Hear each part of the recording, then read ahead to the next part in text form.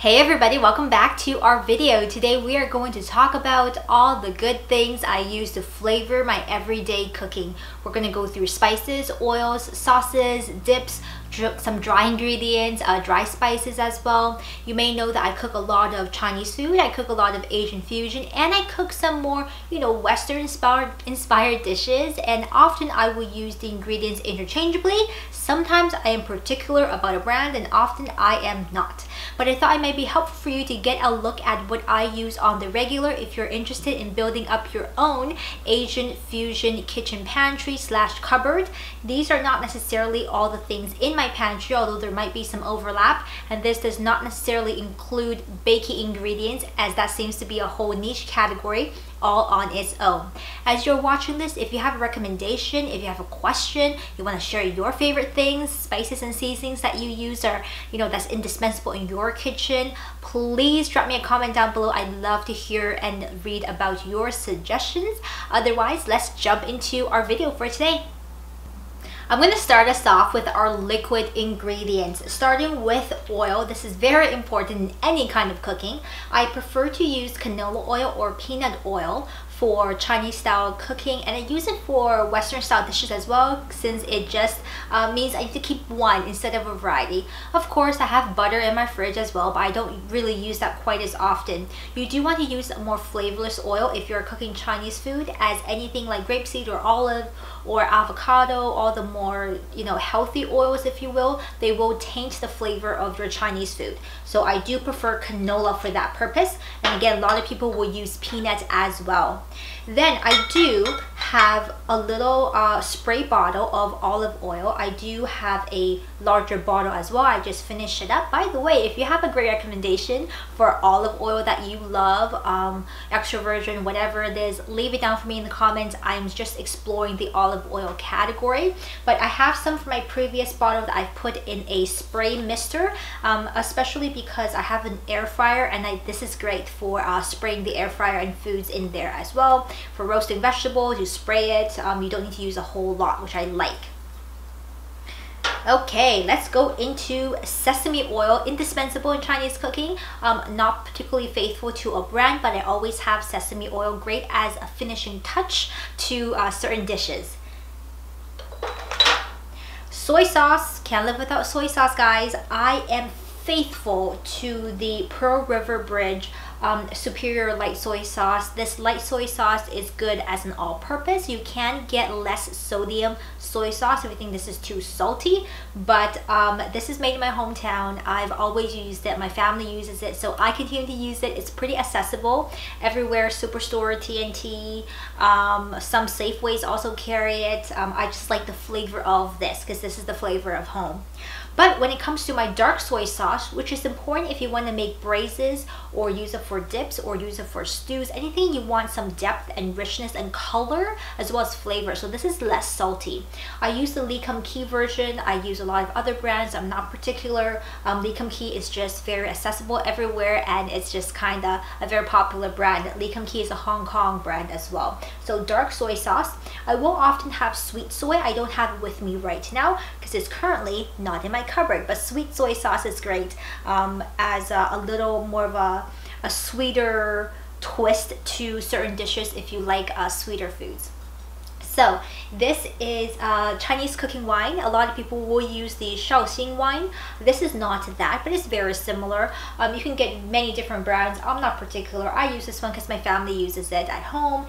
And this is great for cutting the meatiness, the unwanted meatiness of certain meat dishes. This is great for if you're making filling for dumplings, if you're making filling for buns, if you're cooking any kind of meat with the exception of fish. I would not put this in fish, but I would put it in beef, I put it in chicken, I put it in lamb, anything like that.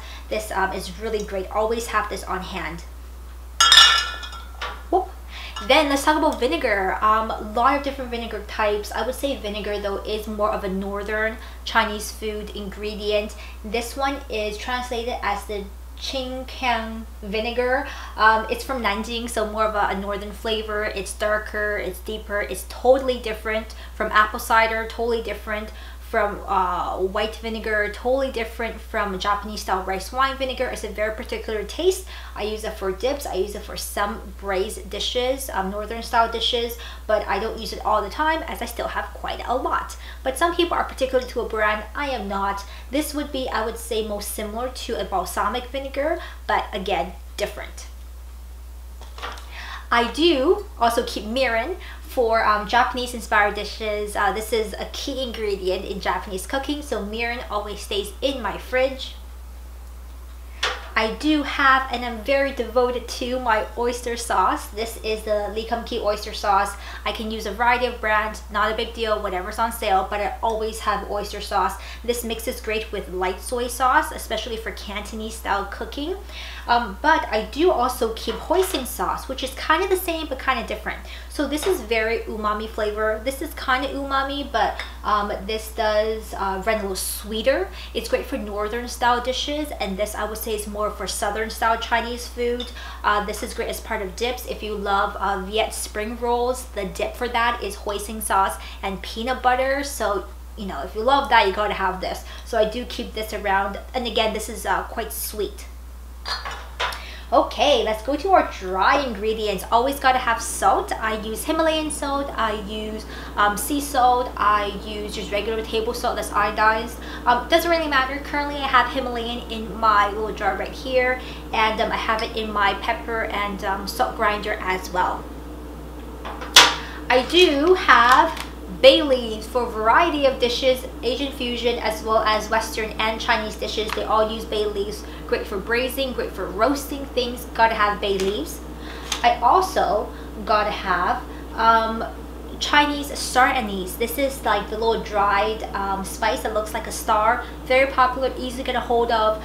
Great to go with bay leaves, great to go with cinnamon sticks. Essential for any kind of braising or roasting, any kind of stews, especially northern style Chinese food.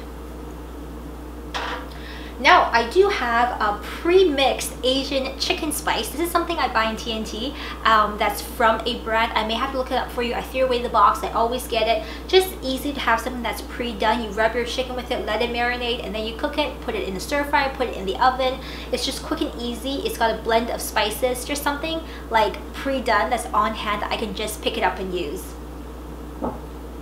I do have white pepper with me. If you cook a lot of Chinese food, you look at a recipe, when they say pepper, it almost always means white pepper. Black pepper or peppercorn is used, but it will be very specific, and it won't be used as like, generally speaking, it's not used as like a final flavoring spice unless you're from particular regions of China where they use black peppercorns much more frequently. For the most part, as an all-rounder, white pepper is what you want to have on hand. I have seasoning salt. Love it over my potatoes, over fish, over chicken, over anything. Gotta have seasoning salt. Just a blend. I have Italian seasoning because I'm lazy and sometimes I cook Western style dishes and I don't want to keep separate bottles of, you know, oregano and thyme and, you know, basil and then all that stuff. So I just buy Italian seasoning that's pre-mixed. Paprika, God love paprika. Use it in a lot of variety of dishes. Adds great flavor and great color to dishes. I love it in fish in particular and chicken. Gotta have paprika. I also generally have either onion powder or garlic powder. Currently, this is onion powder because I am all out of garlic powder. I have it in my jar here. And then I do always keep this little jar of furikake, which is a Japanese flavoring and seasoning. It's dried and it is seaweed, sesame seed, a little bit of salt, and you just sprinkle over rice or any of your dishes for a little extra color and some flavor as well. Lastly, we're finally breezing through this. I've got my sugars in here. I do use regular granulated sugar, but I also want to introduce you to a particular type of sugar in a lot of Asian supermarkets. Sometimes it's called lump sugar, sometimes it's called cane sugar, rock sugar, yellow sugar. They're kind of different, but they're kind of the same. I tend to prefer lump sugar because it's just easier to use. It's already in little cubes, and yeah, I use this for braising. I use it for fruit fruit porridge, I use it for just a lot of things. It's a bit of a different flavor than granulated sugar, so I do always have this on hand, but you might get the cane sugar or the rock sugar in the long bricks. Wow, that was a lot of stuff. I hope this was helpful for you. I hope that you found this informative and got some ideas about what to add to your Asian fusion flavor cupboard. And if you, like I said, if you got your favorites for any kind of food, leave it down below in the information bar for you, and maybe let me know what you use it for. Like, what are your top 3 spices or sauces? Right, I'm going to take out the salt and the oil because that's pretty interchangeable, but what like spices and sauces do you love? Let me know in the comments down below, and until next time, have a great day. I'll see you in our next video. Bye for now.